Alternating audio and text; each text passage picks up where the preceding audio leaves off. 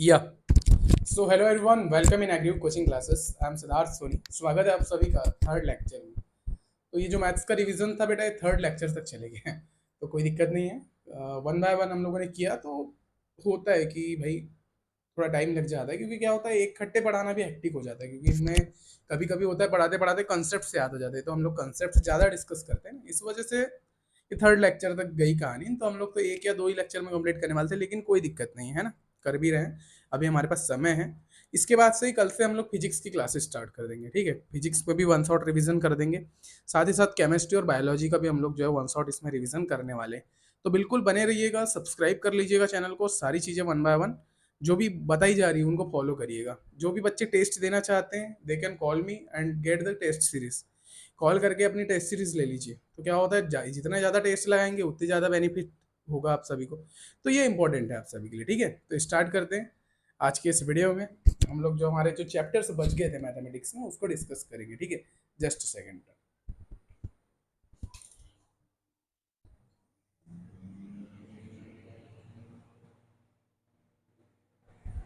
या तो अब स्टार्ट करते हैं। तो सबसे पहला जो चैप्टर हमारा है वो हम लोग डिस्कस करेंगे, वो है बेटा हमारा त्रिकोणमितीय अनुपात से स्टार्ट करेंगे। जो क्लास है हमारी आज स्टार्ट करेंगे वो हमारी त्रिकोणमितीय अनुपात।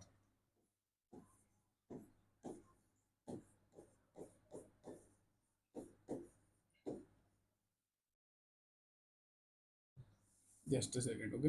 ये थोड़ा सा इसमें पेन को लेकर वो होता है। त्रिकोणमिति अनुपात, देखिए त्रिकोणमिति को पीएटी के एग्जाम में दो भागों में बांटा गया। एक पहला चैप्टर उसका ट्रिग्नोमेट्री नाम से, और सेकंड नंबर का चैप्टर उसमें रेशियोस, जो हम लोग ट्रिग्नोमेट्रिक रेशियो पढ़ते हैं उनको डिस्कस करते हैं ना। तो बात यही है कि एक ही चैप्टर में दो टाइप के पैटर्न पे क्वेश्चन पूछता है। तो आज के इस लेक्चर में हम लोग त्रिकोणमिति अनुपात के जितने भी नंबर्स ऑफ कॉन्सेप्ट्स हैं वो डिस्कस करने वाले हैं, ठीक है। तो स्टार्ट करते हैं फ्रॉम द बेसिक्स। और अभी तक अगर आप लोगों ने प्रीवियस लेक्चर्स नहीं देखा है तो फर्स्ट ऑफ ऑल उनको जाकर के देखिए कि रिवीजन जो होता है ये वन बाय वन चलने वाली चीजें होती है। तो इसमें त्रिकोणमितीय अनुपात में पूरे फॉर्मूले से बेटा। तो अभी हम लोग पेन और कॉपी लेके बैठिएगा, तो इसमें नंबर्स ऑफ फॉर्मूले हम लोग जो है अभी डिस्कस करने वाले हैं वन बाय वन। तो इसमें सबसे पहला जो फॉर्मूला होता है ये होता है बेटा साइन ए प्लस बी। साइन ए प्लस बी बराबर क्या होता है? तो इसका जो फॉर्मूला होता है ये आपको याद रखना है कि साइन ए प्लस बी बराबर होता है sine A into cos B plus cos A into sine B, है ना। ये हमारा साइन ए प्लस बी का पहला फॉर्मूला होता है, ठीक है। तो इसी टाइप से जितने भी हमारे फॉर्मूले इसको हम वन बाय वन करने वाले हैं, ठीक है। इसी के बाद में आपका जो सेकंड नंबर का फॉर्मूला होता है वो होता है साइन ए माइनस बी। सेकंड नंबर का जो फॉर्मूला होता है इसी में साइन ए माइनस बी, ठीक है। साइन ए माइनस बी आपका जो बराबर होता है वो होता है बेटा कुछ इस तरीके से कि sine A into cos B and यहाँ बीच में माइनस आ जाता है, बीच में माइनस आके यहाँ पर आ जाता है cos A into sine B, ठीक है। तो ये कुछ इस तरीके से होता है। तो ये दो आपके फॉर्मूलेज है ना। इसी तरीके से और फॉर्मूलेज है इसमें कि अगर भाई कभी बोल दिया कि कॉस ए माइनस बी क्या होता है, सर बताइए कॉस ए माइनस बी क्या होता है। तो कॉस ए माइनस बी का जो फॉर्मूला होता है वो कुछ इस तरीके से होता है। कॉस ए माइनस बी बराबर होता है cos A into cos B minus sine A into sine B के बराबर होता है, साइन बी के बराबर में होता है। और इसी में और आगे एक फॉर्मूला होता है, वो होता है बेटा हमारा, अच्छा इसमें हाँ माइनस आ जाता है, यहाँ पर प्लस होगा। कॉस ए प्लस बी बराबर होता है, तो यहाँ पर बीच में माइनस आ जाता है कॉस में, ठीक है। इसी प्रकार फोर्थ नंबर का जो फॉर्मूला होता है वो आपका कुछ इस तरीके से होता है कॉस ए माइनस बी बराबर, फिर वही pattern repeat, cos A into cos B, cos A into cos B minus plus sine A into cos B, sine A into cos B. तो भाई कॉस बी इसमें फॉर्मूले में कॉमन रहता है। तो ये आपके चार फॉर्मूले हो गए जो इंपॉर्टेंट थे कि साइन ए प्लस बी अगर आपको कभी बोला तो साइन ए प्लस बी का जो फॉर्मूला होता है वो होता है sine A into cos B plus cos A into sine B. उसी प्रकार से साइन ए माइनस बी का अगर फॉर्मूला बोलूँ तो sine A into cos B minus cos A into sine B. इसी प्रकार से नेक्स्ट फॉर्मूला अगर देखें तो कॉस ए प्लस बी बराबर होता है cos A into cos B minus sine A into sine B के, और कॉस ए माइनस बी होता है cos A into cos B plus sine A into cos B. तो डायरेक्टली फॉर्मूले से क्वेश्चन आते हैं जो त्रिकोणमिति रेशियो का क्वेश्चन। अभी एक नंबर में तो आपको पूरा पैटर्न से सॉल्व करने तो बोलेगा नहीं, तो जो एक नंबर का क्वेश्चन होता है according to previous year questions, ये जो आते हैं सिर्फ फॉर्मूले बेस्ड जाते हैं, क्योंकि एक नंबर में आपको उतना ही पूछेगा जितना आप बना पाए। ठीक है, तो ये कुछ फॉर्मूले होते हैं, और इनमें फिर नेक्स्ट और फॉर्मूले होते हैं जो कि हम बताने वाले हैं आप सभी को। तो इसमें जो नेक्स्ट फॉर्मूले हैं उसको चलिए अलग और पेज ले लेते हैं। उसमें एक फॉर्मूला और है जो हमारा अगला नंबर का फॉर्मूला है, वो फिफ्थ नंबर का हमारा जो फॉर्मूला है वो लिखिएगा कि ten A into tan A minus sorry ten A plus B बराबर क्या होता है। अगर टेन दिया है और अगर ए प्लस बी दिया है, ए प्लस बी क्या है उसमें थीटा है, मतलब जो कोई भी एक एंगल है कि मतलब ए बी कोई एक एंगल है और उसमें जो बी है वो भी कोई एक प्रकार का क्या है एंगल है। तो ये टेन ए प्लस बी बराबर होता है हमारा ten A into tan A minus tan ए, हाँ सॉरी प्लस में यहाँ पर ऊपर प्लस आता है प्लस टेन बी, टेन ए प्लस टेन बी दोनों के साथ सेपरेट हो जाता है, अपॉन में ये आता है बेटा one minus tan A into tan B, one minus tan A into tan B. जब हम लोग बात करते हैं किस चीज की, टेन ए प्लस बी की बात करते हैं। इसी प्रकार से सिक्स्थ नंबर का जो फॉर्मूला होता है वो आता है आपका टेन ए माइनस बी, टेन ए माइनस बी बराबर क्या, टेन ए माइनस बी का जब हम फॉर्मूला लिखते हैं तो कुछ इस तरीके से लिखते हैं कि टेन ए माइनस बी बराबर टेन ए माइनस टेन बी अपॉन में one plus ten A into tan B, है ना। तो ये दोनों में डिफरेंस आपको समझ में आ गया हो कि जब हम प्लस की बात करते हैं तो ऊपर वाले में प्लस आता है, जब हम प्लस की बात करते हैं तो ऊपर वाले में भी क्या आता है प्लस आता है, और जब हम माइनस की बात करते हैं तो ऊपर वाले में क्या आता है माइनस। लेकिन नीचे पर जब प्लस होता है तो नीचे माइनस आता है, और जब माइनस होता है तो नीचे क्या आता है प्लस आता है। तो इस तरीके से एक बेसिक डिफरेंस है चीजों में, क्या है ये सारी एक बेसिक डिफरेंस। तो आपको ये फॉर्मूले फिर लिख लीजिएगा। उसके बाद आता है बेटा कॉट का formula, cot A minus B बराबर क्या, तो सेवंथ नंबर का फॉर्मूला लिखिएगा, क्योंकि इसमें पूरे फॉर्मूले आपको केवल फॉर्मूले याद रखना है। इसमें इस चैप्टर के लिए आपको केवल फॉर्मूलेज याद रखना है, because of that after getting the formulae you will be solve every types of question. तो ये होता है बेटा cot A minus sorry cot A into cot B minus one बटे यहां पर आ जाएगा cot B into cot A, cot B into cot A. इसी प्रकार से एट्थ नंबर का जो फॉर्मूला होता है उसको लिखिएगा। जो एट्थ नंबर का फॉर्मूला हमारा है ये sine C plus sine D, है ना। नहीं इसमें आपने ए माइनस बी का लिख लिया या सॉरी ये ए प्लस बी का है, ये ए प्लस बी का है। यहाँ पर थोड़ी सी मिस्टेक हो रही है लिटिल बिट, बट कोई दिक्कत नहीं अब नहीं होगी। तो यहाँ पर लिखिएगा कॉट ए माइनस बी बराबर क्या, तो कॉट ए माइनस बी का जो फॉर्मूला होता है बेटा ये कुछ इस तरीके से होता है। कॉट ए माइनस बी बराबर आपका ये फॉर्मूला लिखिएगा,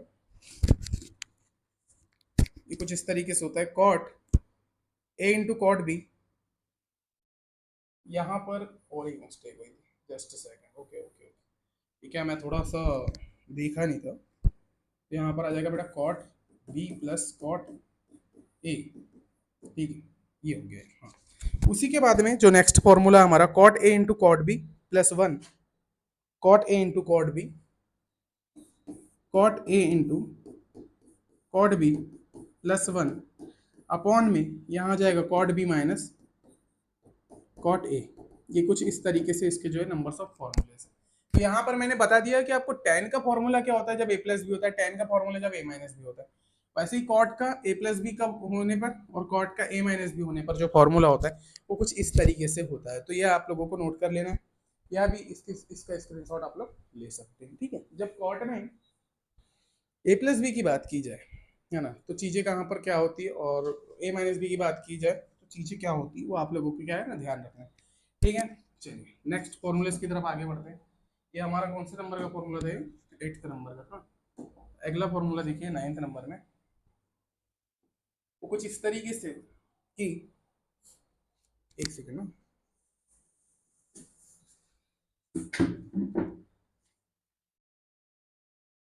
sine C plus sine D, अगला जो फॉर्मूला है आपका वो है sine C plus sine D बराबर क्या।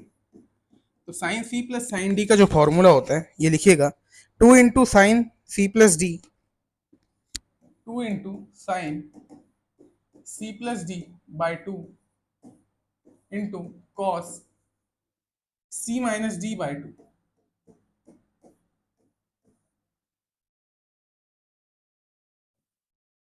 ठीक है, ये होता है sine C plus sine D का formula.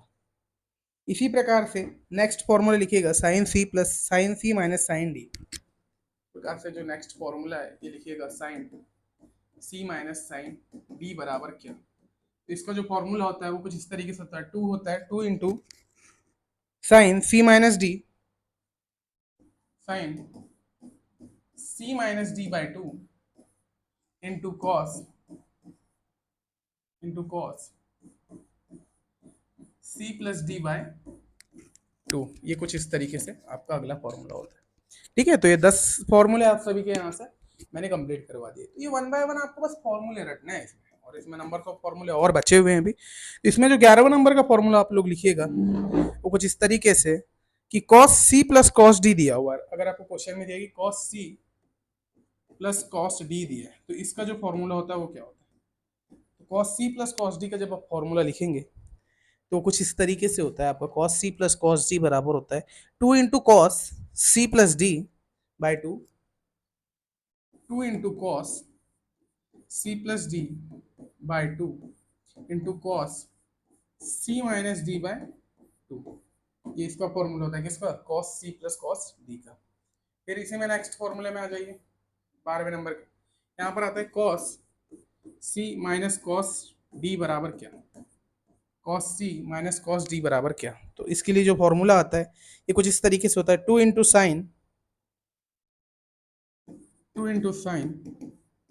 C + D/2 into sine D - C/2। ये इस तरीके से इसके फॉर्मूलेज होते हैं। तो ये 12 फॉर्मूले हो गए आप सभी के, तो इसको नोट कर लीजिएगा।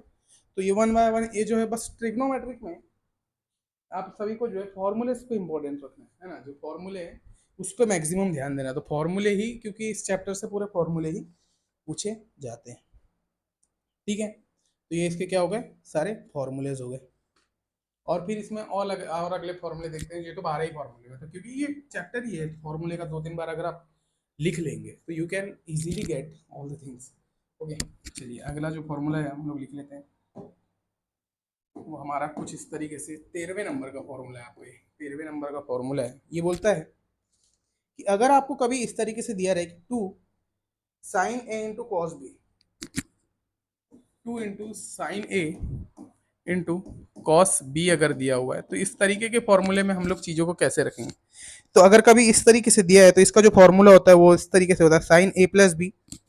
ये जो होता है ये होता है sin A + B, और बीच में जो चिन्ह दिया है इंटू में, तो यहाँ पर आ जाएगा प्लस sin A - B। ये आपका किसका फॉर्मूला है, 2 × sin A × cos B का। इसी प्रकार से जो अगला फॉर्मूला इसी में आता है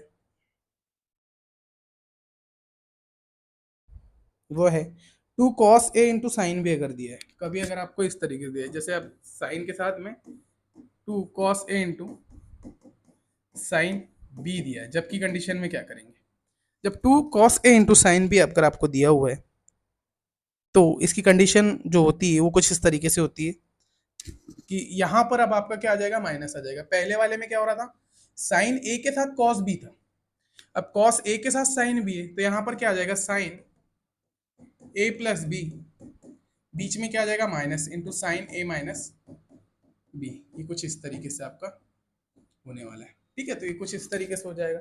इसे मैं फिर अगला जो फॉर्मूला है वो आप लोग लिखिएगा। अगला जो फॉर्मूला है वो लिखिएगा कि अगर 2 × cos A × cos B दिया है, 2 × cos A × cos B दिया है। अभी आपने ऑफलाइन सेंटर्स में इसके नंबर्स ऑफ क्वेश्चंस भी करवाए हैं, है ना। जितने भी टाइप के आपके क्वेश्चंस होते हैं तो ऑफलाइन सेंटर्स में हम लोगों ने क्लियरली करवाया था, क्योंकि ये चैप्टर सब जो भी आज के जो चैप्टर होंगे थोड़े से एक्टिव लगे, तो बार बार रिवाइज करके आप लोग बना सकते हैं। सांख्यिकी के क्वेश्चंस, अभी सांख्यिकी के जितने फॉर्मूले वो और ज़्यादा टफ होने वाले हैं, है ना, तो वो और ज़्यादा अच्छे से अभी आप सही को दिए देंगे हम लोग, तो वो भी हम आपको अभी सारी चीज़ें बताने वाले हैं। ठीक है, 1 बाय 1 अभी चीज़ों को करते हैं। उसके बाद में जो आपका अगला फॉर्मूला है वो लिखिएगा।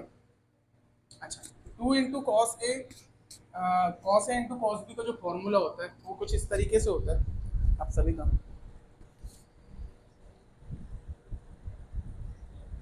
Cos A minus A plus B plus cos A plus B plus cos A minus B के बराबर में होता है ना। ये इसके फॉर्मूलेज होते हैं। तो आपको ज़्यादा फॉर्मूले इसमें याद नहीं रखना है, जो जो हम लिखवा रहे हैं केवल उन्हीं उन्हीं फॉर्मूले पे आपको डिस्कस करना है ना। उसके बाद अगर मान लो कभी ऐसा आ गया two sine A into sine B, अगर इस तरीके से आ गया two sine A into sine B बराबर क्या, तो two sine A into sine B बराबर आपका होता है कि two cos A plus B minus cos A minus B. ये फॉर्मूला लगा करके फिर आप इसकी वैल्यू निकालते हैं। तो देखिए क्या होता है, साइन के साथ अगर कॉस है तो साइन में आएगा, कॉस के साथ अगर साइन है तो फिर साइन में ही आएगा, लेकिन कॉस के साथ कॉस है तो ये कॉस कॉस में आ जाएगा, और साइन के साथ साइन है तो भी जो चीजें होने वाली है वो साइन कॉस में आ जाएगी। तो ये वन बाय वन ये सारी क्या चीजें आपकी यहाँ से चलती है, ठीक है। उसी के बाद में अब जो अगले फॉर्मूले हैं वो लिखिएगा आप लोग। अगला वाला जो फॉर्मूला है वो लिखिएगा कि अगर two into sine A into cos ए दिया है, two into sine A into cos ए दिया है, ठीक है, तब इस कंडीशन में जो फॉर्मूला बनता है आप सभी का ये कुछ इस तरीके से बनता है। आप इसको लिख सकते हैं sign to A, sign to ए, या फिर इसी को आप लोग लिख सकते हैं, इसी को अलग तरीके से और लिख सकते हैं कि साइन ए बराबर, या इसी को लिख सकते हैं साइन ए बराबर sine A by two into cos A by, है ना, और यहाँ पर टू का मल्टीप्लीकेशन हो जाएगा। तो कुछ इस तरीके से भी आप इसको लिख सकते हैं। तो ये फॉर्मूला तो बेसिक है, ये फॉर्मूला आप लोगों ने यूज भी किया हुआ है ट्रिग्नोमेट्री में, ये फॉर्मूला मैक्सिमम टाइम्स यूज होता है ना। तो two into sine A into cos B अगर मैं लूँ तो साइन टू ए का ये क्या होता है मान होता है, साइन टू ए का जो मान होता है वो कुछ इस तरीके से होता है, ठीक है। उसी प्रकार से कॉस टू ए का मान भी होता है, जैसे इसमें मैंने बताया था। तो इसी में और आपका एक अगला जो होता है, ये कौन से नंबर का फॉर्मूला था आपका, ये 12वें नंबर का था। इसमें 13वें नंबर का फॉर्मूला है हमारा, वो लिखेंगे कि अगर cos 2a दिया है, हमने अभी साइन के साथ देखा,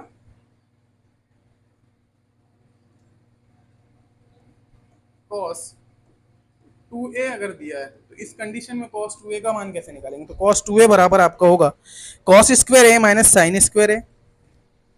इसका जो मान होता है ये होता है cos square A minus sine square A, या फिर इसको लिख सकते हो आप लोग two cos square A minus one, ठीक है। इस तरीके से भी इसको आप लिख सकते हो, या फिर इसको लिख सकते हो आप लोग one minus two sine square A. तो ये तीन फॉर्मूले आप लोग लिख सकते हैं, वन बाय वन करके तीनों फॉर्मूले आप यहाँ से लिख सकते हैं, ठीक है।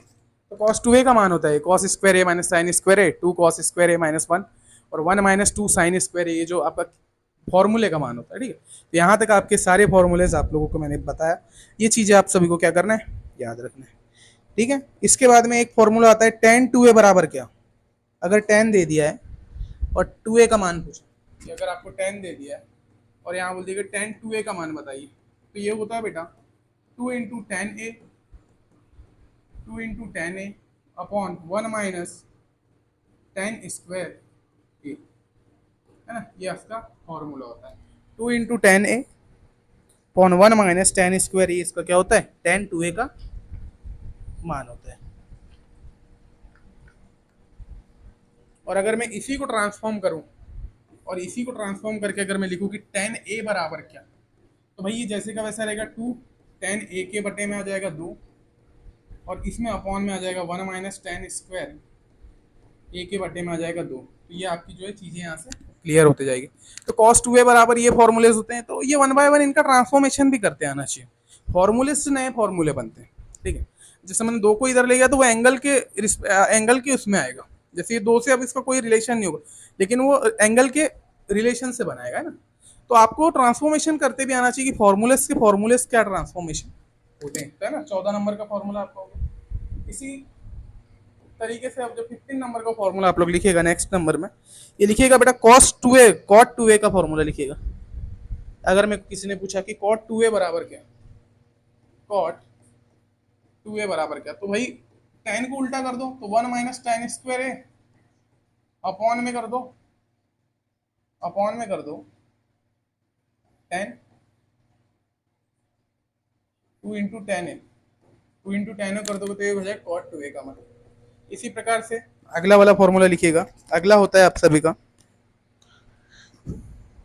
अगर साइन 2a दिया है और मेरे को उसको रिप्रेजेंट करना है इन द फॉर्म ऑफ 10, अगर यहाँ पर दिया बेटा साइन 2a और मेरे को इसको रिप्रेजेंट करना है 10 के फॉर्म में, कि मेरे को यहाँ पर जो चीजें लाना है वो 10 के फॉर्म में लाना है, तो भी इसके लिए एक अलग फॉर्मूला बने।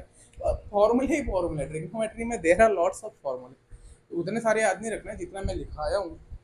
ये आपके पूरे बेसिक्स फॉर्मूले है ना, तो यहाँ से यहाँ तक के जितने भी फॉर्मूले, जैसे ये आपको फॉर्मूले आपको पूरे याद होना चाहिए, फिर ये फॉर्मूलेज याद होना चाहिए क्योंकि इनका यूज होता है, इनका आपका यूज होता है। एक नंबर के क्वेश्चंस में डायरेक्टली इसके फॉर्मूले से क्वेश्चन आ जाता है कि हाँ ये सारे फॉर्मूलेज आपके पास रटे होना चाहिए और लिखे भी होना चाहिए, है ना। तो ये नंबर ऑफ फॉर्मूले यहाँ से आप सभी को होना चाहिए। अगर साइन को अगर मैं ट्रांसफॉर्म करूँ किसमें, 10 में, तो क्या होगा, तो 10 में अगर मैं ट्रांसफॉर्म करूँ तो इसका फॉर्मूला होता है 2 माइनस 10,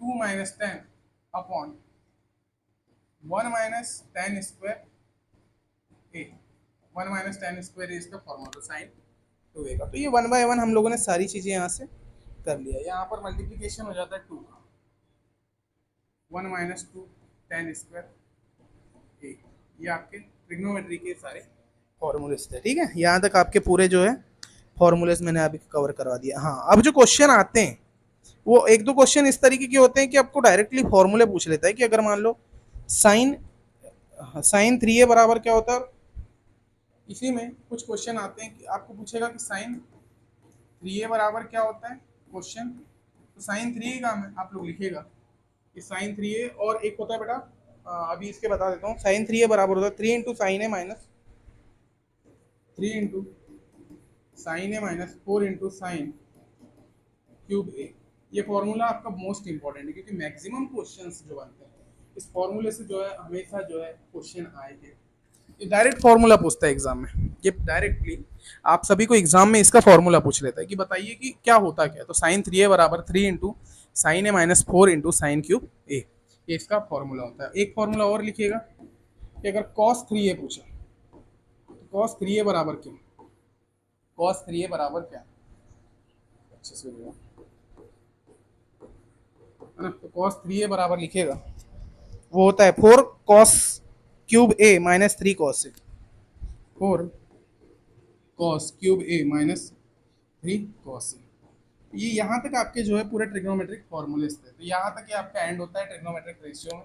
ये बस आपको पूरे फॉर्मूलेज याद रखना है और इससे रिलेटेड क्वेश्चंस बनाना है, क्योंकि क्या है क्रैश कोर्स में हम लोगों ने इसमें क्वेश्चंस करवाए थे, मैक्सिमम क्वेश्चंस करवाए थे जो कि इससे रिलेटेड थे, बट यहाँ पर इंपॉर्टेंट होता है फॉर्मूलेज, है ना। तो आपका ट्रिग्नोमेट्री का वो वाला चैप्टर जो मैंने कल करवाया था प्लस ये चैप्टर, तो इसमें ये सारी चीज़ें आपकी 1 बाय 1 दी हुई है ना, तो ये पूरे फॉर्मूलेज आपको याद रखना। तो मैं इसका काम करूंगा कि ग्रुप में डाल दूंगा, इसकी पीडीएफ जो है पूरी ग्रुप में डाल दूंगा, फॉर्मूला आप वहां से भी लिख सकते हैं, क्योंकि आज का जो पूरा सेशन होने वाला है पूरे फॉर्मूले होने वाले हैं।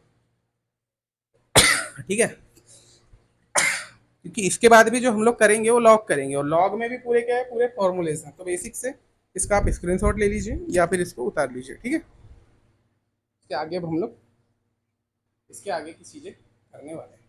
ठीक है,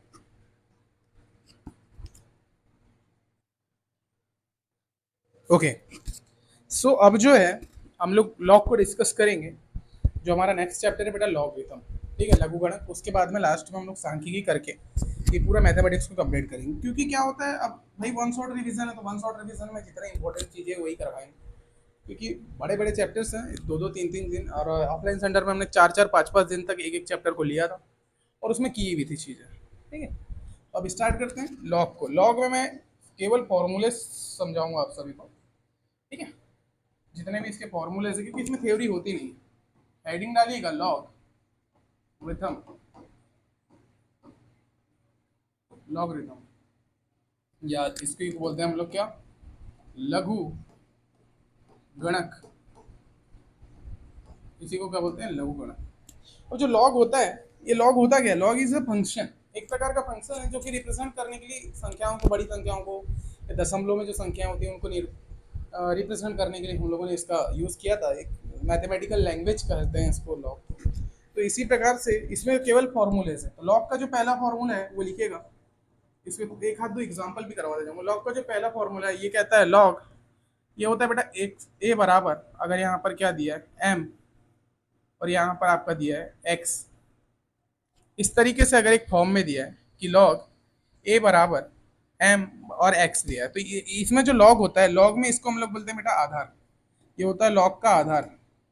लॉग का आधार, ये आधार जो होता है या तो 10 होगा, अगर लॉग में कभी आपका आधार नहीं दिया है, आधार नहीं दिया है, उस कंडीशन में आपका जो लॉग का आधार होगा हमेशा क्या होगा, 10 होगा।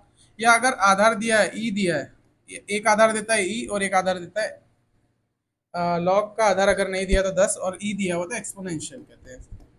ठीक है, तो दो टाइप के इसके लॉग के आधार होते हैं। उसी में फिर इसको हम लोग बोलते हैं बेटा मूल संख्या, तो बोलते हैं मूल संख्या, है ना, ये हमारी मूल संख्या होती है। और इसी को हम लोग लॉग में, ये एक मेन नंबर होता है जो ये अलग अलग प्रकार के मान होते हैं, साधारण मान कहते हैं, तो साधारण मान। तो ये एक बेसिक था। अब इसमें जो नंबर्स ऑफ फॉर्मूलेस होते हैं और फॉर्मूले से इसके क्वेश्चन बनते हैं। तो लॉग का जो पहला फॉर्मूला है वो कहता है कि अगर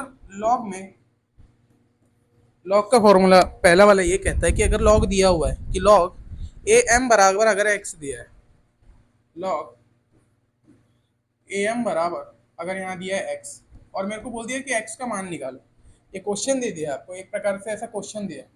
और इसमें अगर मेरे को बोलता है कि कोई एक्स का मान निकालो, तो इसमें जब हम एक्स का मान निकालते हैं तो ए एक्स बराबर हो जाता है ये एम के, ए एक्स बराबर हो जाता है किसके, एम के। ये लॉग का पहला फॉर्मूला है कि मतलब आधार के ऊपर ये वाली जो इधर जो संख्या लिखी रहती है उसकी घात आ जाती है और ये जो एम होता है ये इसके बराबर में हो जाता है, इज इक्वल्स टू में हो जाता है। एक एक्स बराबर क्या हो जाता है, एम हो जाता है। ये लॉग का पहला फॉर्मूला है। अब इसमें जैसे क्वेश्चंस क्या आते हैं, तो इसके क्वेश्चंस इस तरीके से होते हैं कि मान लो आपको दिया है लॉग 2 8, एक एग्जांपल है, आपको एक क्वेश्चन दिया है, ये दिया है कि लॉग 2 8 का मान बताइए, इसका मान ज्ञात कीजिए, मान ज्ञात करो, है ना। ये लॉग का एक क्वेश्चन आता है आप सभी को डायरेक्टली, जिनने लॉग पढ़ा है उसको बहुत इजी वे में बनने वाले हैं क्वेश्चन, है ना। तो इसमें जैसे आपको क्या बोलता है, ये दिया लॉग 2 8, क्या दिया बेटा, लॉग 2 8, तो इसमें ये वाले फॉर्मूले का यूज होता है। तो यहाँ पर हम लोग मान लेंगे लॉग 2 8 बराबर क्या है, एक्स है, हम लोग ने मान लिया क्योंकि मेरे को इसका मान निकालना हो। और यहाँ पर इस फॉर्मूले की हेल्प से हम लोग क्या लिखेंगे, इसको 2 के ऊपर एक्स की घात बराबर क्या 8, 2 के ऊपर एक्स की घात बराबर 8 लिख दूंगा मैं, है ना। 2 के ऊपर एक्स की घात बराबर क्या लिख दूंगा, 8। तो यहाँ पर क्या आ जाएगा, 2 के ऊपर एक्स बराबर 8 को क्या लिख सकता हूँ मैं, 2 के ऊपर 3 की घात। तो यहाँ से जो मेरा x बराबर कितना आ गया 3, क्योंकि मैंने घातांक और करनी में पहले ही दिन बताया था, अगर घाते आधार समान है तो उनकी जो घातें होती है वो आपस में क्या हो जाती है, बराबर हो जाती है, अगर बराबर में है तो, अगर क्या है बराबर में है तो, है ना। तो इस तरीके से होती है चीज़ कि लॉग अगर 8 दिया तो इस तरीके से पहले फॉर्मूले की हेल्प से हम लोग यूज़ कर लेते हैं। अब जितने भी टाइप के क्वेश्चंस है, अगर एक इस फॉर्म में दिए हैं, सिंगुलर फॉर्म में क्वेश्चंस दिए हुए और कभी भी आपको वैल्यू निकालने बोला तो आप लोग डायरेक्टली इस फॉर्मूले का यूज़ करेंगे और सारी वैल्यू निकालेंगे। तो ये लॉग का पहला फॉर्मूला होता है। इसी के बाद में, क्योंकि मैंने इसमें प्रैक्टिस भी बहुत ज़्यादा करा दी, इसको मैंने क्लास में मैक्सिमम क्वेश्चन करा था, 8 से 10 हमने क्वेश्चंस किए थे लॉग के, है ना। दूसरा लिखिएगा, लॉग अगर m प्लस एन दिया है, लॉग ए m प्लस लॉग आधार n दिया है, तब इस कंडीशन में अगर प्लस दिया है तो क्या चीज़ होगी। अभी जैसे मैंने घातांक और करनी के फॉर्मूले से लिखाया था, जिनने पहला चैप्टर देखा होगा, तो वैसे तो व्यूज़ देख करके लग नहीं रहा है कि मैक्सिमम स्टूडेंट देखे होंगे, लेकिन देखना, क्योंकि उसमें जो घातांक और करनी के जो मैंने बेसिक मैथमेटिक्स में कंसेप्ट कराया था, तो वहाँ से जो ये फॉर्मूला होता है, अगर मान लो प्लस में दिए हैं, दो लोग आपस में प्लस में दिए, तो इसका जो आधार है वो एक ही हो जाएगा और प्लस वाला क्या हो जाएगा, गुणे में आ जाएगा, m इंटू एन हो जाएगा, है ना। ये आपका दूसरा फॉर्मूला है कि अगर कभी भी आपको log A M plus log A N दिया है तो आपका जो ये पूरा इस तरीके से क्या हो जाएगा, फॉर्मूला हो जाएगा। और इसकी हेल्प से आप लोग जो है m इंटू एन कर दीजिएगा, जो भी संख्या दी रहेगी अब m और n की जगह कोई ना कोई संख्या दी रहेगी, तो इसको बस आपस में गुणा कर दो, तो जो भी आएगा वो इसका आंसर आ जाएगा। ठीक है, ओके। तीसरा लिखेगा log am minus log an दिया है, तब इस कंडीशन में क्या होगा? तो log m और log n दिया, तो इस कंडीशन में जो ये होगा log a m upon n होगा। जब आपका माइनस में है तो भाग में आ जाएगा, और जब आपका क्या है प्लस में है तो वो क्या चले जाएगा, गुणे में चले जाएगा। तो ये चीजें होती है ना। इसी के बाद में ये घातांक और करनी में भी यही सेम रूल पढ़ रहे थे हम लोग। चौथा जो लॉग का नियम है वो कुछ इस तरीके से वो कहता है कि अगर लॉग ए के ऊपर ए है, लॉग का आधार क्या है, ए है, और उसमें जो मूल संख्या है उसका मान भी क्या है, ए है, तो इसका मान होता है बेटा डायरेक्टली 1। मतलब आधार और यहाँ की जो संख्या है, आधार और ये संख्या क्या है, आपस में बराबर है। आपस में क्या है, आपस में अगर ये बराबर है तब ये वाली कंडीशन में हमारी चीजें होती है कि वो बराबर हो जाता है किसके, एक के। बराबर हो जाता है किसके, एक के, जब हमारा लॉग ए और ए के बराबर में। ठीक है, ये चीजें हो गई। इसमें फिर फिफ्थ नंबर का क्वेश्चन आप लिखिएगा। फिफ्थ नंबर का जो क्वेश्चन है वो लिखिएगा कि अगर कभी आपको इस तरीके से दिया है, लॉग आधार ए दिया है और एक संख्या दी है एम, उसके ऊपर अगर बेटा एक घात दी है एन, तब अगर हम लोग को इस घात को सॉल्व करना है, अगर इसका पूछा कि मान बताइए, तो ये जो घात होती है ये लॉग के सामने आ जाती है। ये जो घात होती है लॉग के सामने आ जाती है, और ये फिर एक संख्या बन जाती है, लॉग ए इंटू एम, है ना। ये आपका अगला कॉन्सेप्ट है। ये आपका हो गया चौथा नंबर, ये हो गया आपका पांचवा नंबर। हाँ, तो कुछ इस तरीके से बन जाती है। तो N into log A M बराबर, ये तो अगर मान लो इस तरीके से क्वेश्चन दिया रहा कि एम कोई संख्या दी रही, उसके ऊपर कोई घात दी रही, तो उसको सॉल्व करने के लिए हम लोग उस संख्या को सामने ला लेंगे, और ये वाला टर्म तो आपको पता है जो पहला फॉर्मूला लिखा है, तो उसके हिसाब से सॉल्व करके जो भी आपकी वैल्यू निकालेंगे। अब चार ऑप्शन दिए रहते हैं, चार ऑप्शन के अकॉर्डिंग अगर पूरा मान निकालना है तो फिर फॉर्मूला यूज करना पड़ेगा, और पूरा मान नहीं निकालना है तो फिर फॉर्मूला नहीं यूज करके भी आप लोग चीजें कर सकते हैं। ठीक है, ओके। अगला लिखिएगा,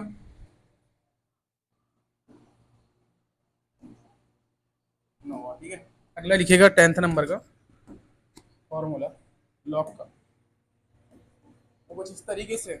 लॉग का जो 10वां नंबर का फॉर्मूला है ये बोलता है कि अगर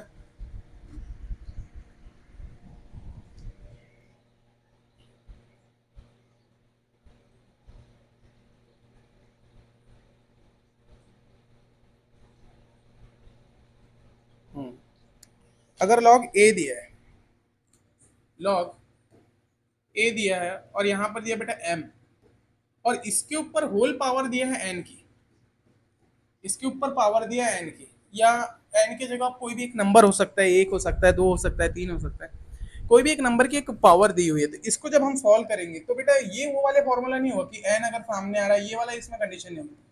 तो इसको हम लोग क्या करेंगे, log A M into log A M, इसका जो है एन नंबर ऑफ टाइम में क्या होता जाएगा, मल्टीप्लीकेशन होता जाएगा। तो इसमें जो है एन नंबर तक इसका क्या होता जाएगा, तो अगर एन की पावर दी हुई है, तो ये कंडीशन आप 10वें नंबर का ये कर सकते हैं। इसी में फिर 11वें नंबर की चीजें, इसे में फिर 11वें नंबर का है कि अगर आपको लॉग आधार के ऊपर कोई घात दी है, क्या लॉग ए के ऊपर पी की घात दी है और एम के ऊपर क्यू की घात दी है, तब इस कंडीशन में जो फॉर्मूला हमारे पास निकल के आएगा, ये पी सामने ऊपर आकर के 1/p हो जाता है, और ये क्यू सामने आकर के इस तरीके से q/p into log A M, ये इसका अगला फॉर्मूला बन जाता है, ये 11वें नंबर में। फिर यहीं से ये बस फॉर्मूले आपको याद रखना है कि कैसा हो कैसा रहा, कि भाई अगर इस तरीके से दिया रहा तो इस तरीके से ट्रांसफॉर्मेशन होगा। अब जो क्वेश्चन भी इसी टाइप से, बस क्वेश्चन इस तरीके से दिखेगा आपको, तो क्वेश्चन में भी इसी तरीके से आपको क्या करना है, चेंज बस करना है, और चेंज करके आप लोग ये चीजों को सॉल्व कर सकते हो। ठीक है,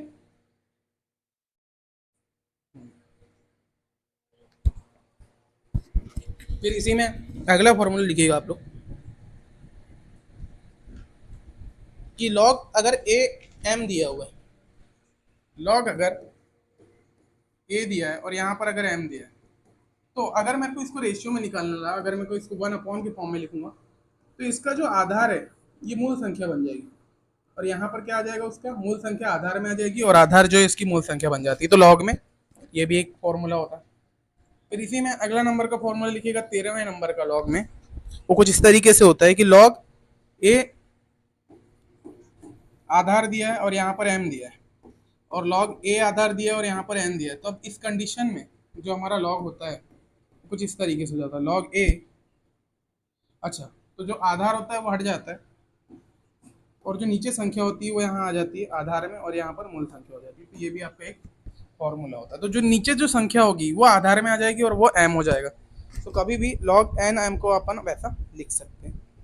ठीक है, ठीक है।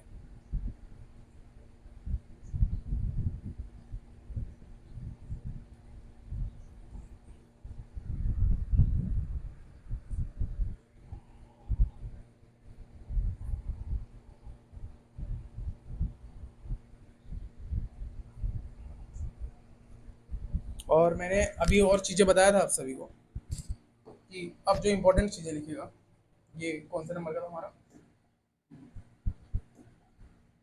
13वें नंबर का ना। 14 नंबर का फॉर्मूला लिखिएगा लॉग में। कुछ इस तरीके से होता है आपका कि अगर अगर लॉग 10 दिया हुआ है, अगर यहाँ लॉग 10 दिया और यहाँ पर आधार कुछ नहीं दिया, तो इसका मान होता है डायरेक्टली 1।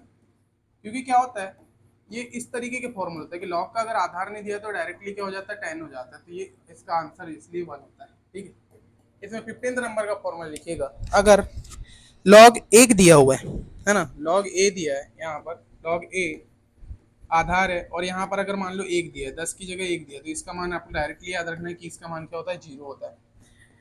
16वें नंबर का फॉर्मूला इसी में लिखिएगा कि अगर लॉग ए इन्फिनिटी है, लॉग ए इन्फिनिटी, तो इसका मान भी क्या होता है बेटा, अनंत होता है।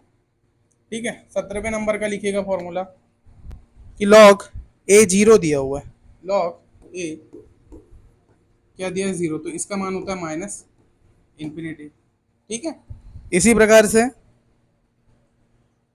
चीजें होती है और ये 1 बाय 1 आपके जो है लॉग के पूरे कंप्लीटली इसमें फॉर्मूले होते हैं। तो मैक्सिमम क्वेश्चन जो लॉग के बनते हैं वो इस वाले पैटर्न से बनते हैं।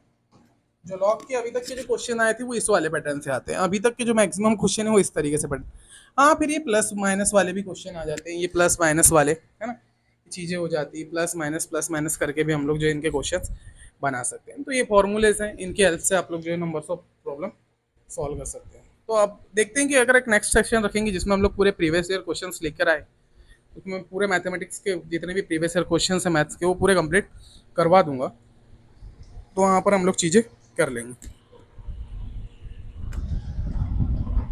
ठीक है, ओके। तो ये था बेटा लॉग आपका, यहाँ पर हमने खत्म कर दिया। जितने भी इसके फॉर्मूलेस थे हम लोगों ने 1 बाय 1 कंप्लीट कर लिए। अब इनके बस फॉर्मूले आपको याद रखना है, क्योंकि लॉग में ज़्यादा चीज़ें होती नहीं, बस इसी से बेस्ड क्वेश्चन होते हैं और क्वेश्चन आपको सॉल्व करना होता है। अब अगर आप फॉर्मूले अगर आप याद कर लेते तो मैंने पूरे फॉर्मूले लिखा दिया है, उसके बाद में आप लोग को फॉर्मूले याद रख लेना है और आप लोग जो 1 बाय 1 सारी चीज़ें बना पाएंगे। ठीक है, अब हम लोग जो हमारा एंडिंग चैप्टर है वो होता है, हाँ इसमें 2-4 चीज़ें आपको याद रखना है कि जो लॉग होता है बेटा, लॉग की संख्या एवं आधार हमेशा 0 से बड़े होते हैं। जो लॉग की कोई भी एक संख्या दी है तो वो 0 से बड़ा होगा। कभी भी लॉग में आधार कभी भी 0 नहीं होगा और उसमें जो संख्या आएगी वो भी कभी 0 से छोटी नहीं होगी। हमेशा क्या होते हैं, 0 से बड़े होते हैं और धनात्मक होते हैं। ठीक है, दूसरा आपको याद रखना है कि लॉग की संख्या 1 हो सकती है। जो लॉग होता है बेटा उसकी संख्या 1 हो सकती है, परंतु आधार कभी भी 1 नहीं होता है ना। संख्या मैंने बताया था आप सभी को कि इसका जो आधार है, ये वाला जो मैंने बताया ना कि इसकी जो संख्या है वो 1 हो सकती है, लेकिन इसका आधार कभी भी 1 नहीं हो सकता, 1 कभी नहीं हो सकता। यानी हाँ होगा तो 10 होगा, 11 होगा, 9 होगा, 8 होगा, 7 होगा, लेकिन कभी भी 1 नहीं होगा। ये याद रखना है इंपॉर्टेंट पॉइंट। लॉग की मान माइनस इन्फिनिटी से प्लस इन्फिनिटी तक होता है, कि माइनस इन्फिनिटी से प्लस इन्फिनिटी तक कोई भी एक मान हो सकता है लॉग का। ठीक है, अगला है कि आधार ई को नेपियर स्थिरांक कहते हैं, है ना। अगर मान लो आधार में कुछ नहीं दिया और ई दिया हुआ तो उसको नेपियर स्थिरांक कहते हैं और उसका मान होता है 2.718, 2.718 करके उसका जो है फॉर्मूले में वो चीज़ें होती है। तो यहाँ तक आपके हम लोगों ने लॉग की चीज़ें कंप्लीट की। अब उसके बाद हमारा जो है नेक्स्ट चैप्टर सांख्यिकी, सांख्यिकी को हम लोग पढ़ेंगे। सांख्यिकी के मैं जितने भी कंसेप्ट मैं बता देता हूँ, है ना, 1 बाय 1 हम लोग इसकी चीज़ें कर लेते हैं। ठीक है, ओके। अब सांख्यिकी में अलग अलग टाइप के, इसको भी अगर बेसिक से स्टार्ट करें तो इसमें बहुत ज़्यादा टाइम लगता है। सांख्यिकी का चैप्टर बहुत बड़ा है, तो मैं इसमें जितने भी इंपॉर्टेंट चीज़ें केवल वही डिस्कस करूँगा। जितने भी सांख्यिकी की इंपॉर्टेंट चीज़ें हम लोग केवल वही डिस्कस करेंगे और इस चैप्टर को भी एंड करेंगे, है ना, क्योंकि सांख्यिकी एक बहुत बड़ा चैप्टर है अपने आप में और बहुत सारी चीज़ें इसमें पढ़ना पड़ता है। और as a one shot revision अगर हम पूरा पढ़ने बैठे तो हम लोग को कम से कम 2-3 घंटा या हो सकता है दिन भर भी लग जाए, तो हम लोग ऐसी गलती नहीं करेंगे। और इसमें जितने भी इंपॉर्टेंट चीज़ें, क्योंकि इसमें कब जो जो चीज़ें आती है केवल हम लोग उसी पे डिस्कस करेंगे, है ना। तो सांख्यिकी को 2 भागों में बांटा गया है। सांख्यिकी के पहले भाग में आपके जो क्वेश्चंस बनते हैं वो कुछ इस तरीके से बनते हैं। सांख्यिकी को 2 भागों में बांटा गया है और सांख्यिकी के अलग अलग तरीके से इसमें क्वेश्चंस बनते हैं, ठीक है।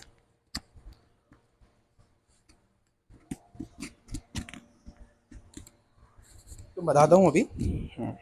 सांख्यिकी में जो सबसे पहले आप लोग को बोलता है कि एक भाग जो होता है उसमें आप सभी को निकालने बोलता है समांतर माध्य। उसमें आप सभी को होता है समांतर माध्य ज्ञात करना होता है। दूसरा इसमें आपको माध्यिका ज्ञात करना होता है, ठीक है। तीसरा आपको इसमें बहुलक ज्ञात करना होता है ना, बहुलक ज्ञात करना होता है। और उसमें फिर होता है गुणोत्तर श्रेणी, और इसी में बोलता है कि आपको हरात्मक श्रेणी ज्ञात करनी है ना। एक होता है बेटा हरात्मक श्रेणी के क्वेश्चन, है ना। ये पहले टाइप के क्वेश्चन है। पहले टाइप में जो आपके क्वेश्चन होते हैं सांख्यिकी में, या तो आपको बोलेगा समांतर माध्य निकालो। समांतर माध्य में भी वर्गीकृत डाटा अलग होता है, अवर्गीकृत डाटा अलग होता है, समावेशी अलग होता है, समवेशी अलग होता है। फिर माध्यिका बोलता है, माध्यिका में भी आपको वर्गीकृत और अवर्गीकृत के लिए क्या चीजें होती है उनके दोनों फॉर्मूले पता होना चाहिए। फिर बहुलक के फॉर्मूले पता होना चाहिए और हरात्मक इसी प्रकार से। और दूसरे वाले जो सांख्यिकी होता है वो जो विक्षेपण, तो इसमें आता है बेटा मानक विचलन, प्रसरण, माध्य विचलन। और जो सेकंड टाइप में आप सभी को पारा करना होता है वो होता है मानक विचलन ज्ञात करो। सांख्यिकी में मानक विचलन ज्ञात करना। दूसरा होता है बेटा प्रसरण ज्ञात करना। क्या ज्ञात करना? प्रसरण ज्ञात करना। थर्ड नंबर पे इसी में आपको बोलता है कि आप लोग इसका क्या करिए, विस्तार या प्रसार, माध्य विचलन, माध्य विचलन ज्ञात कीजिए।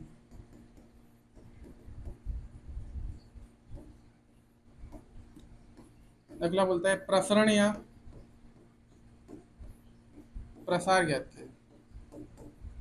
और अगला इसमें बोलता है आप सभी को, जो अगला लास्ट होता है वो होता है बेटा सतमक विस्तार, सतमक विस्तार,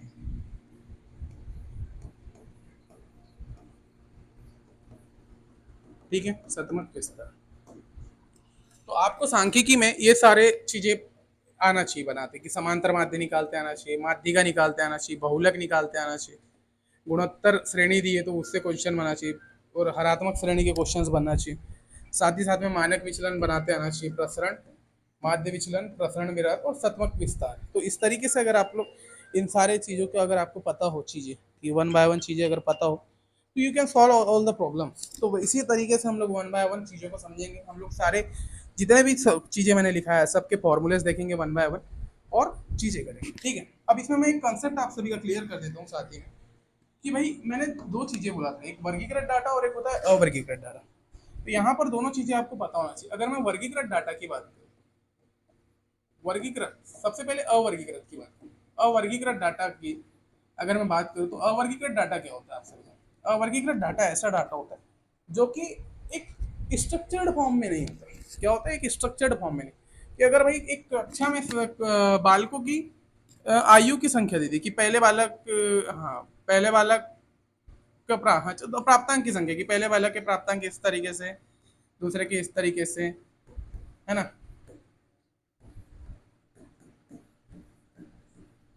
ये आपको एक गुण डाटा दिया है वर्गीकृत, कि एक कक्षा में कितने विद्यार्थी हैं? 1 2 3 4 5 6 7 विद्यार्थी हैं, और सातों को गणित में आय प्राप्तांक का एक डाटा दे दिया है। और ये क्या एक अलग फॉर्म में दे दिया कि भाई ये पहले विद्यार्थी को ये आया, दूसरे वाले को ये आया, तीसरा, तो एक यानी एक स्ट्रक्चर्ड फॉर्म में नहीं दिया, तो इसको हम लोग बोलेंगे क्या? अवर्गीकृत डाटा। और साथ ही में अगर वर्गीकृत की बात करें, वर्गीकृत की बात करें तो वर्गीकृत डाटा में हम लोग को वर्ग के फॉर्म में, कि भाई 0 से 1, हाँ, जैसे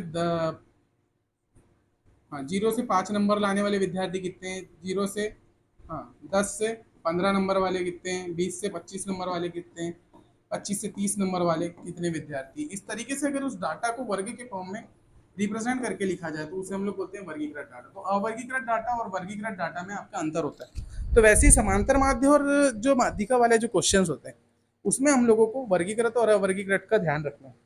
तो मैं इसके वन बाय वन सारे फॉर्मूलेस दिखा देता हूँ। फॉर्मूले दिखाने के बाद कल का जो अगर मैं सेशन लेके आऊंगा तो उसमें मैं इसके क्वेश्चंस भी करवा दूंगा, कैसे क्वेश्चन देखा जाता है, और सारे हम लोग इसके क्वेश्चंस भी डिस्कस कर लेंगे। ठीक है, तो स्टार्ट। तो सबसे पहले जो हेडिंग डाली गई कि समांतर माध्य कैसे निकाला जाता है। समांतर माध्य, तो जितने भी समांतर माध्य से रिलेटेड फॉर्मूले सबसे पहले हम लोग वो डिस्कस करेंगे। समांतर माध्य, है ना, समांतर माध्य। तो समांतर माध्य निकालने के लिए जो फॉर्मूला आपका होता है वो होता है बेटा कि किसी भी प्रकार का अगर हम समांतर माध्य निकालें तो समांतर माध्य को हम लोग दर्शाते हैं एक्स के ऊपर बात। तो समांतर माध्य क्या होता है, कुल पदों का योग, कुल पदों या आंकड़ों का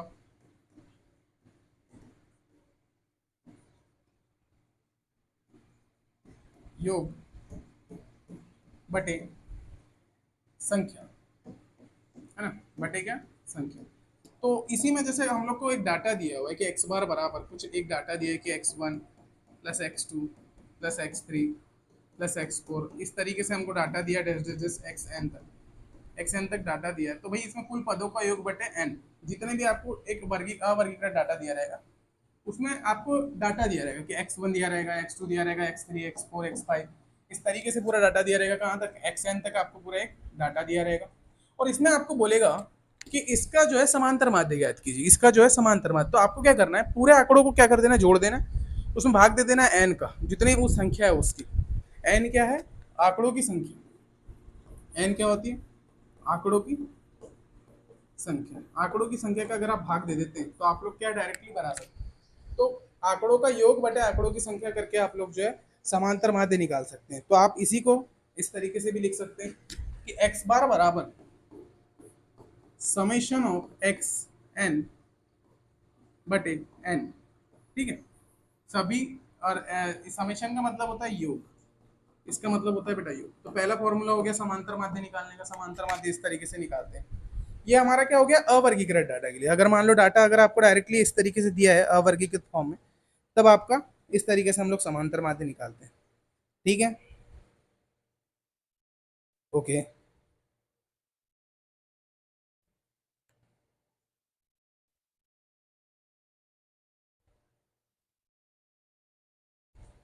फिर अलग अलग फॉर्मूले होते हैं कि समांतर माध्य अगर खंडित श्रेणी के लिए बोला, इसी में समांतर माध्य अगर खंडित श्रेणी के लिए बोला, तो खंडित श्रेणी के लिए अगर बोलता है ना, खंड खंड में जो श्रेणी के फॉर्म में दिया है, खंडित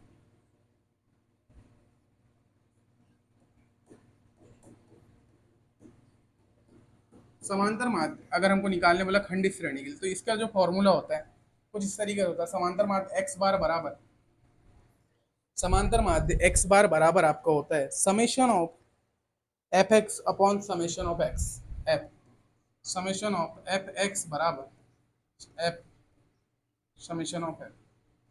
ठीक है, कुल। अब इसमें समेशन ऑफ एफ एक्स बराबर क्या, समेशन ऑफ एफ एक्स बराबर आपका होता है बेटा, इसको लिखिएगा, समेशन ऑफ एफ एक्स बराबर होता है पदों और आवृत्तियों के गुणनफल का योग, पदों और आवृत्ति के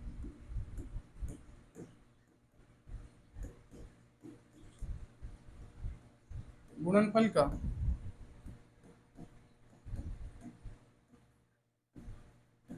योग। और इसी में ये जो समेशन ऑफ एफ होता है वो हमारा होता है आवृत्तियों का योग, आवृत्तियों का योग, यानी जितने भी उसमें टर्म्स हैं, आवृत्ति हो रही है, आवृत्ति का योग। अब इसके जितने भी क्वेश्चन हैं मैं कल के लेक्चर में शायद करवाऊंगा, कल का जो मैं लेक्चर डालूंगा तो इसमें मैं डिफरेंट टाइप के जितने भी प्रीवियस ईयर क्वेश्चंस पूछे हुए हैं वो मैं वहाँ डिस्कस करूँ। तो आज आपको पूरा फोकस करना है जितने भी मैं फॉर्मूले लिखा रहा हूँ, ठीक है, जितने भी मैं फॉर्मूलेज दिखा रहा हूँ उन पे। तो खंडित श्रेणी के लिए अगर कभी भी आपको पूछे कि समांतर माध्य निकालो तो आप लोग ये वाले फॉर्मूले की हेल्प से निकाल सकते हैं। इसी प्रकार अगर वर्गीकृत डाटा दिया है, है ना। अगर वर्गीकृत ग्रुप में अगर पूरा डाटा दे दो, अगर वर्गीकृत डाटा दिया है तो उसके लिए भी सेम यही फॉर्मूला। तो इसमें हेडिंग डाल के इसको तीसरा भी लिखिएगा कि वर्गीकृत डाटा के लिए समांतर माध्य। वर्गीकृत भी बताया मैंने, वर्गीकृत क्या होता है। इसके लिए अगर समांतर माध्य निकालना है तो इसका जो फॉर्मूला होता है वो लिखिएगा summation of F x upon summation of F, summation of F x upon summation of, तो यही सेम रिपीट हो जाता है यही formula, summation of F x upon summation of F, यही इसी का फॉर्मूला हो जाता है। तो ये भी इसी में रिपीट हो जाता है। तो ये भी इसी तरीके का एक ये फॉर्मूला होता है, ठीक है। तो यहाँ पर आपको समांतर माध्य निकालने के लिए ये फॉर्मूले पता होना चाहिए। अगर मान लो अवर्गीकृत डाटा दिया तो आप लोग डायरेक्टली उनका सम करके उसमें नंबर्स ऑफ क्वांटिटी से अगर भाग दे दोगे तो आपका समांतर माध्य निकल जाएगा। खंडित श्रेणी के लिए आपको अगर आवृत्ति जो होती है एफ, है ना, आवृत्ति से आपको वो करना पड़ता है कि आवृत्ति में ये एक्स अलग है और ये आवृत्ति अलग है, दोनों का मल्टीप्लीकेशन करके सभी को जोड़ दो, बटे में जितनी आवृत्ति है उनका योग करके बटे में कर दो, तो आपका वहां से क्या निकल जाता है, चीजें निकल जाती हैं, ठीक है।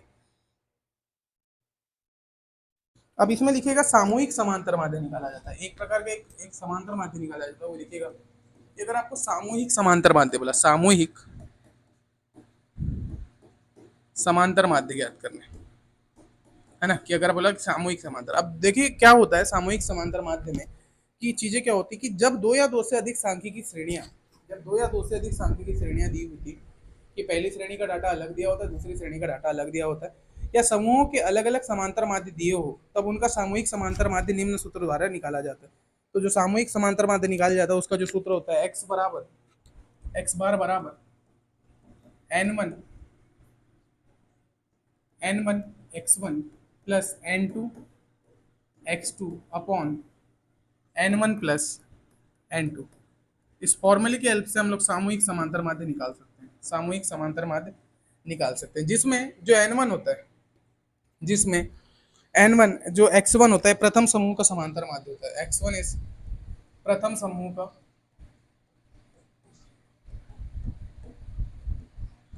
समांतर माध्य होता है, x2 जो होता है द्वितीय दूसरे समूह का समांतर माध्य, है ना, दूसरे समूह का समांतर माध्य, और n1 अपॉन n2 पदों की संख्या, ठीक है। ये x बार है, यहाँ पर x बार लिखिएगा, ये पदों की संख्या, और ये भी क्या होता है, पदों की संख्या। अगर आपको क्वेश्चन में बोला कि सामूहिक समांतर माध्य का सूत्र बताइए तो डायरेक्टली आता है, क्योंकि देखिए अब पैटर्न चेंज हो गया ना भाई, एक नंबर के क्वेश्चन में डायरेक्टली आपको यही पूछेगा, आप बड़े बड़े अगर इसमें सॉल्व बोलेगा कि सॉल्व करके बताइए, तो ये भी एक इम्पॉसिबल चीज है कि एक बहुत बड़ा लेवल पे क्वेश्चन अगर पूछेगा तो वो एक नंबर का नहीं होगा ना। तो ठीक है, तो ये आपको याद रखना। तो यहाँ पर हमें बताया कि समांतर माध्य निकालने के हमने बहुत सारे फॉर्मूले डिस्कस किए कि अवर्गीकृत दिया तो ये, फिर अगर खंडित श्रेणी दी तो ये, अवर्गीकृत डाटा दिया तो ये, और फिर इसी में सामूहिक समांतर माध्य बोला तो ये समांतर माध्य प्रथम समूह का समांतर माध्य के साथ n1 का गुणा, द्वितीय समांतर माध्य के साथ n2 का गुणा, और ये पदों की संख्या होती है, ठीक है। इसी में अब अगला लिखिएगा, समांतर माध्य के बाद हम लोगों ने सीखा था निकालना क्या,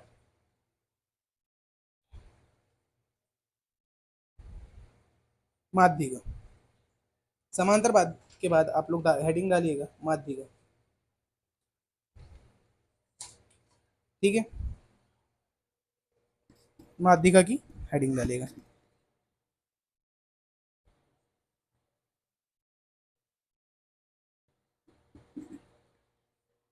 माध्यिका की हेडिंग डालिएगा। फिर माध्यिका में भी वही सारी चीजें,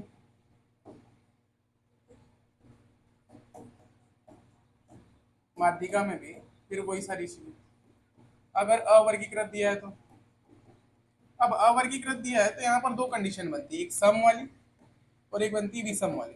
अगर सम संख्या आ रही है, सम संख्या आ रही है, अगर अवर्गीकृत डाटा में अगर जो डाटा दिया है अगर वो सम संख्या में दिया है कि मतलब 6 अंक 6 पदों तक डाटा दिया है, 7 पदों तक दिया है, नहीं 6 पदों तक या 8 पदों तक या 10 पदों तक, तो सम वाली है ना। सम वाले के लिए एक अलग फॉर्मूला बना है और विषम वालों के लिए एक अलग। तो सम वालों के लिए जो फॉर्मूला बना है बेटा कुछ इस तरीके से,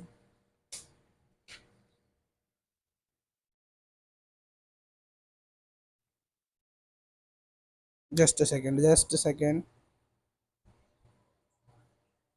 नहीं इसमें विषम वाले का है, विषम वाले का जो माध्यिका निकलेगी वो आता है विषम वाले के लिए आपको देखना है, सम वाले के लिए तो आप लोग को डायरेक्ट बनाना है। तो सम वाले के विषम वाले के लिए जो होता है N upon two, N upon sorry N plus one by two पद का मान, N plus one by to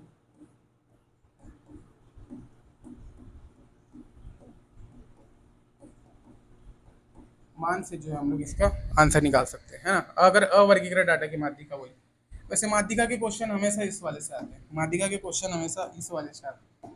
तो माध्यिका आपको बोलेगा कि माध्यिका ज्ञात कीजिए, जब आपका वर्गीकृत डाटा है। तो वर्गीकृत डाटा का जो सूत्र होता है वो कुछ इस तरीके से होता है, अभी मैं लिखा देता हूँ। तो वर्गीकृत डाटा के लिए माध्यिका निकालने का जो सूत्र होता है वो ये होता है कि माध्यिका बराबर एल वन प्लस, माध्यिका बराबर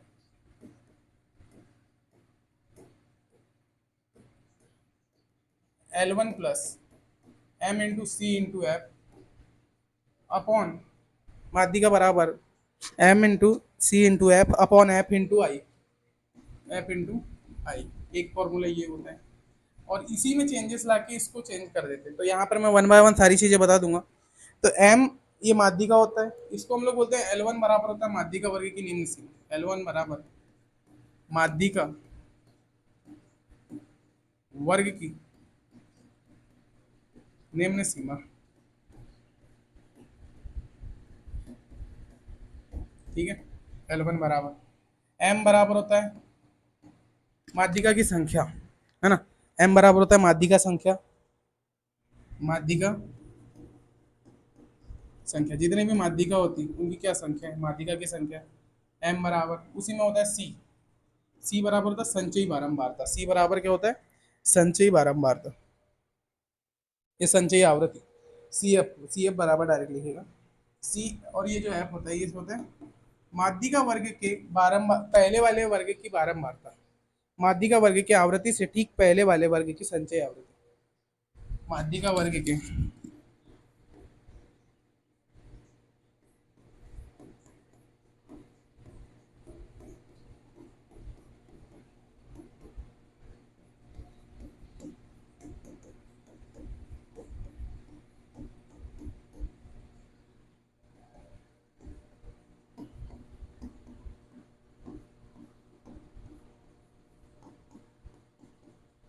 माध्यिका वर्ग के ठीक पहले वाले वर्ग की संचय आवृत्ति, तो उससे हम लोग जो है वो निकाल लेते हैं, ठीक है। इसी में जो आई होता है बेटा, जो आई होता है वो माध्यिका वर्ग की उच्च सीमा माइनस निम्न सीमा होता है। जो आई को रिप्रेजेंट करते हैं, तो ये क्या होता है माध्यिका वर्ग में आपकी एक उच्च सीमा होती है और निम्न सीमा को हम लोग क्या करते हैं घटाते हैं। तो ये उच्च सीमा तो आपकी सेकंड होती है, तो L two minus L one कर देंगे, तो यहाँ से उच्च माइनस निम्न करेंगे तो हमारे आई निकल जाएगा, ठीक है। एफ क्या है आवृत्ति, एफ क्या है इसमें आवृत्ति। तो ये सारी चीजें आपको क्वेश्चन सॉल्व करेंगे तो वन बाय वन चीजें बनेगी। तो माध्यिका में आपको यहीं से क्वेश्चन आता है, ये वाला फॉर्मूला आपको याद होना चाहिए कि माध्यिका की संख्या क्या है, माध्यिका वर्ग में जो माध्यिका वर्ग की संख्या क्या है, सी एफ उससे संचयी बारंबारता बनाते हैं हम लोग उसमें, निम्न सीमा आवृत्ति जितनी भी एफ है, फ्रीक्वेंसी कितने बार हो रही है पदों की, है ना, पूरे कंप्लीट उसके बाद पदों की संख्या, आवृत्ति में आने वाले पदों की संख्या, आई बराबर निम्न सीमा में से उच्च सीमा घटा देंगे। तो माध्यिका का ये वर्गीकरण किया गया था, माध्यिका में क्या किया गया था, ये वर्गीकरण। इसी के बाद बहुलक, अगला लिखिएगा बेटा बहुलक, अगला इसमें आता है वो होता है हमारा बहुलक।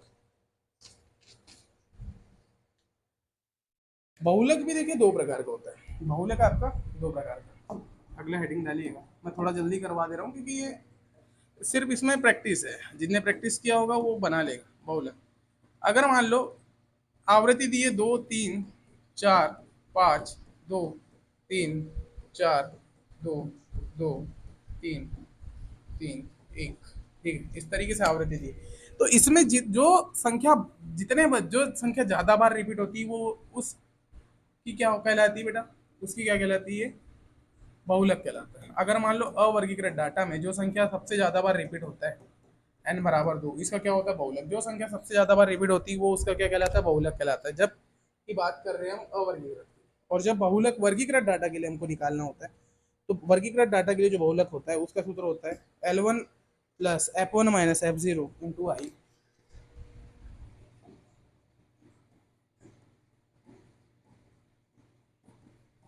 L one plus F one minus F zero upon into यहाँ पर क्या होता है आई, है ना, F1 minus F0 upon I, 2F1 minus F0 minus F2, 2F1 minus F0 minus F2, ये इसका एक फॉर्मूला होता है। ठीक है, इसमें मैं वन बाय वन सारी चीजें बताऊंगा, ये बहुलक।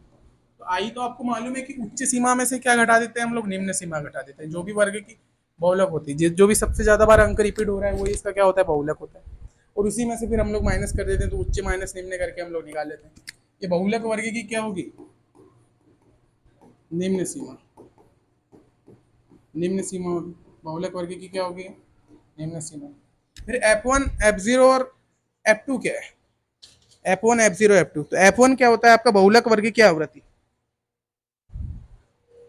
ये होता है F1 क्या होता है, बहुलक वर्ग की आवृत्ति।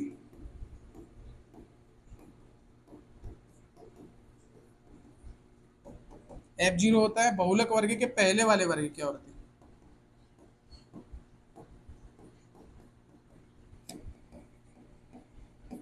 पहले वर्ग की आवृत्ति। और इसी में जो F2 होता है वो होता है बहुलक वर्ग के बाद के वर्ग की आवृत्ति।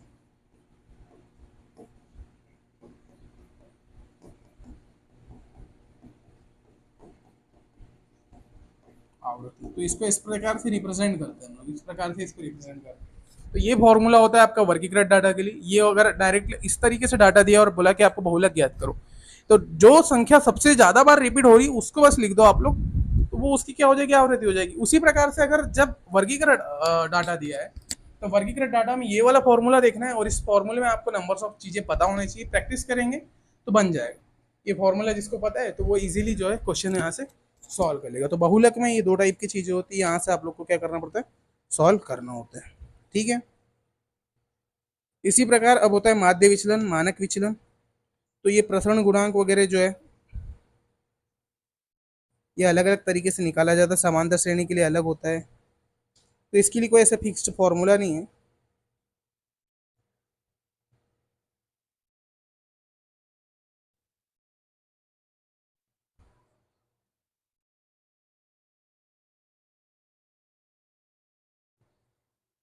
ठीक है, तो वो वाला जो है मैं एक छोटी सी वीडियो बना करके उसमें बता दूंगा कि मानक विचलन कैसे निकाल जाता है वो। तो वो जो है क्वेश्चन कभी कभी आता है और कभी कभी नहीं आता, तो मैंने ऑफलाइन सेंटर में उसको कवर कराया था। बाकी आप लोगों के लिए इतना इंपॉर्टेंट है फॉर द, अगर आप लोग अभी तक मैथ्स जिसने नहीं पढ़ा है, अभी तक मैथ्स जिसने नहीं पढ़ा, वैसे भी मानक विचलन और वो बताऊंगा भी, तो अभी आप लोग नहीं बना पाएंगे। तो उसके लिए मैं एक वीडियो, जैसे मैं क्वेश्चन करवाने वाला हूँ प्रीवियस, तो मैं उसको डायरेक्टली क्वेश्चंस में बताऊंगा, क्योंकि अलग अलग क्वेश्चन के अकॉर्डिंग अलग अलग इसमें चीज़ें बनती है। तो मैं डायरेक्टली इसको क्वेश्चन में डिस्कस करूंगा। तो ये आपका पूरा कंप्लीट होता है, मैथमेटिक्स यहाँ पर पूरा कंप्लीट होता है, जिसमें हमने सबसे पहले आज के चैप्टर में हमने जो बात किया, आज के चैप्टर में जो हमने बात किया वो कुछ यहाँ से स्टार्ट किया था। जस्ट सेकंड, हाँ। तो हमने सबसे पहले देखा था बेटा, सबसे पहले हम लोगों ने ट्रिग्नोमेट्रिक के फॉर्मूलेस के बारे में डिस्कस किया कि क्या क्या फॉर्मूले होते हैं, है ना। ये पूरे फॉर्मूले डिस्कस किया वन बाय वन।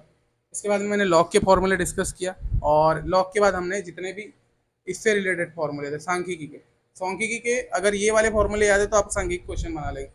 बाकी मानक विचलन, प्रसरण, माध्य विचलन, ये मैं सारे क्वेश्चंस में बताऊंगा। जब हम इसके क्वेश्चन सॉल्व करेंगे तो मैं इसको डायरेक्टली वहां पर डिस्कस करूंगा। तो हो सकता है कल के लेक्चर में मैं पूरे क्वेश्चन लेके आ जाऊँ, जितने भी प्रीवियस ईयर पर पूछे गए थे वो सारे क्वेश्चन हम लोग कल डिस्कस कर लेंगे। बाकी ये सारी चीज़ें यहाँ पर आपकी वन बाय वन होने वाली है। ठीक है, तो ये सारी चीज़ें हम लोग ने करवा दिया है। ठीक है, तो ये पूरा आप सभी को याद रखना है। हो सकता है मैं इसकी पीडीएफ अभी आपको ग्रुप में भेज देता हूँ, तो आप लोग इससे भी और डिटेल चीज़ें देख लेना। ठीक है, तो थैंक यू। अच्छे से पढ़िए, अच्छे से ध्यान रखिए अपना, और पेड एग्जाम अच्छे से दीजिए। जो भी डाउट होता है मुझे कॉल कर लीजिएगा और पूछ लीजिए। Thank you, will meet on the next lecture. ठीक है बेटा, ओके।